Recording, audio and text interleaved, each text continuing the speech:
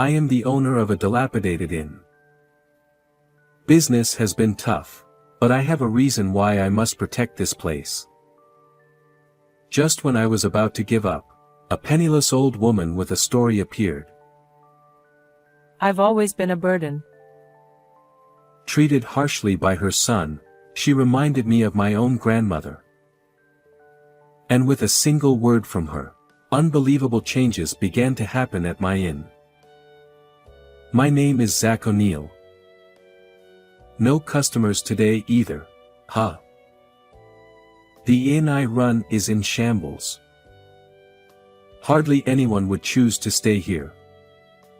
Even I think so. But this place is important, handed down to me by a mentor.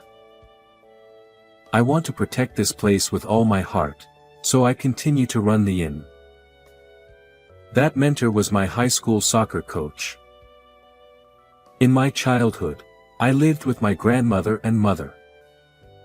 With my mother busy with work, my grandmother was always there for me. She cooked, bathed me, and stayed with me until I fell asleep. Wrapped in her warmth, I never felt lonely. However, in third grade, my grandmother passed away due to illness. Although my mother continued to work hard as the family breadwinner, we hardly spent time together.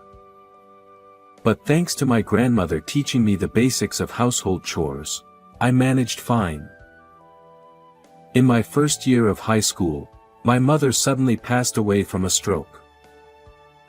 The coach, who took me in, let me stay in a room at the inn his father managed.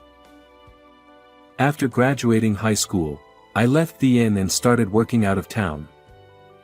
Then, at a soccer reunion 10 years later, I met the coach again. He told me he was about to close the inn he had inherited from his father after I left. Wanting to somehow keep the inn that had welcomed me in, I begged him to let me take over. It was on a pleasant autumn day, with a refreshing breeze, that I met the old woman named Barbara. Excuse me. While cleaning the entrance of the inn, bathed in the sunset, I heard a voice behind me. I turned to see a small elderly woman, probably around 70, standing there. "What can I do for you?" The old woman had good posture and wore neat clothes, carrying only a small shoulder bag, as if she was out shopping. Clearly, she wasn't a guest. I forgot my wallet. But I promised to pay later. Can you let me stay tonight? Well, sure. Her anxious expression turned to relief. Thank you. My name is Barbara. I was really in trouble. I remembered my grandmother. Though they didn't look alike, her gentle tone brought me comfort. I hurriedly put away the broom and showed her to a room. "You don't have much luggage." Barbara, with a sad expression, looked away. It's better to travel light. Sensing there was more to her story, I respected her privacy. She declined food, but I decided to eat dinner with her out of concern. With few ingredients available, I prepared a simple meal. You're young, but your cooking is quite gentle. Despite the simplicity, she seemed pleased. Barbara didn't talk much about herself, but listened to my stories with a smile, about my childhood, my mentor, and the inn. What's the concept of this inn? Concept? Why did I take over this inn? To share the warmth I felt here with others. The concept is a warm and welcoming space where you can feel at home. That's wonderful. She nodded approvingly. The next morning, I couldn't offer much hospitality, so there's no need to pay. Talking with you was more than enough for me. Thank you. Though surprised, she thanked me repeatedly before leaving. The inn's business didn't improve, and I decided to look for a job. Another unsuccessful interview. 2 months into job hunting, with no success, I sat on a park bench, holding a hot coffee, when someone sat next to me. Under a wide-brimmed hat, I recognized the profile. Barbara? She turned to my voice. It's Zach, from the inn. Oh, Zach. You look different in a suit. Sorry I didn't recognize you. Dressed in a suit with styled hair, I looked different from the innkeeper she met. Next to her was a Boston bag. Are you traveling? Oh, this. Barbara patted the bag and shook her head. It's not a fun trip. I need to find a place to stay for a while. She sighed and looked sadly into the distance. If my inn is okay, please stay as long as you need. Barbara looked at me with wide eyes. Thank you so much, again. She said, bowing her head apologetically. 2 weeks passed since Barbara started staying at the inn. To show her gratitude, she cleaned every corner. This shelf would be better over there. Her ideas transformed the inn into a much more pleasant space. One day, a luxury car stopped in front of the inn. A well-dressed man and woman got out, the man roughly saying, "Is an old woman named Barbara here?" The man, who seemed around his 40s, glanced disdainfully at the dilapidated inn. "Who are you?" "I'm her son, and this is my wife." Now that I looked closely, his nose and mouth resembled Barbara's. But unlike her warm demeanor, he was the opposite. "Can you keep her here? She's always been a burden. I'll pay whatever it takes." What was he saying? Barbara was healthy and independent. Why did he despise her? Then the wife spoke up. Barbara is just a nominal president. She travels and plays while we handle the office work. Honestly, I wish she would retire.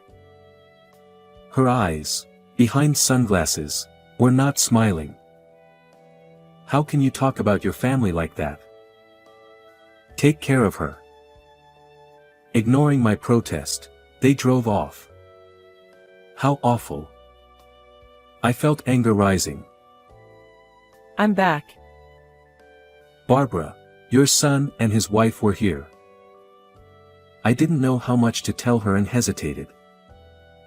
Understanding my unease, she began to speak. I'm actually the president of a company with many branches. Her company was not only in Japan but had offices overseas. When Barbara took over the company founded by her father, it was still a small business, but over the past 30 years, it has grown significantly. It must be thanks to her intelligence, initiative, and great personality. Lately, my son keeps insisting. He says I should retire and hand over the company to him. Barbara's face suddenly looked sad. She said that both her son and daughter-in-law used to work hard as part of the company and were kind to her. However, as the company grew, they became interested only in money and told her that if she didn't step down as president, they would throw her out. In fact, they have already kicked me out twice. Both times, you helped me, Zach. Barbara laughed sadly. I felt nothing but anger towards her son and his wife, who didn't value family. You can stay here as long as you like, Barbara. Thank you. I wish I had a son with a kind heart like yours. Her eyes were teary. One day, a foreigner visited the inn. "Excuse me." Hearing broken English, I, who couldn't speak any foreign languages, panicked. Oh? You came. Yes. Barbara, it's been a while. I was taken aback. It seemed this foreigner was a friend of hers. I often traveled overseas for work, so I have quite a few friends around the world. She said it so casually. She really is different, being a president and all. Seeing me clearly flustered in front of the foreign guest, Barbara spoke to me. Zach, why did you start this inn? To provide a warm experience of everyday hospitality in this place. Then, no matter who the guest is, be proud of your way and stand tall. Guests are the ones who are traveling, so they won't expect you to speak a different language. People who choose an inn over a hotel want to feel closer to local life, so Barbara advised me to provide hospitality in my own way. Encouraged, I worked hard to give guests the experience I envisioned for the inn. What kind of hospitality would delight foreign guests? I wanted them to experience even a little bit of American culture. I was thrilled to have guests after a long time. That night, the three of us enjoyed American food and played American card games. The guest, who experienced American culture, was genuinely delighted, and above all, I think I was the most lively I had ever been. The next morning, as I saw the guest off at the nearby station, he said, "Zach, I had a great time." Thank you. Those words gave me a bit of confidence in my way of doing things. Thank you for spending irreplaceable time with us. We promised to meet again and parted ways. I'm sure it's going to get busy from now on. He he he. As Barbara predicted, inquiries about staying at the inn gradually increased. It seemed that the previous guest had posted about our inn on social media. I checked the post myself. Along with a picture of the three of us playing card games, it said, "The hospitality was wonderful." All three of us looked so radiant and happy. Most of the guests who came to our inn were acquaintances of Barbara. She had a wide network both domestically and internationally, and many people visited the inn to see her, a testament to her great reputation.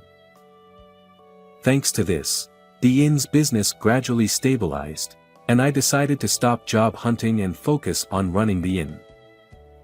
One day, a familiar luxury car stopped in front of the entrance.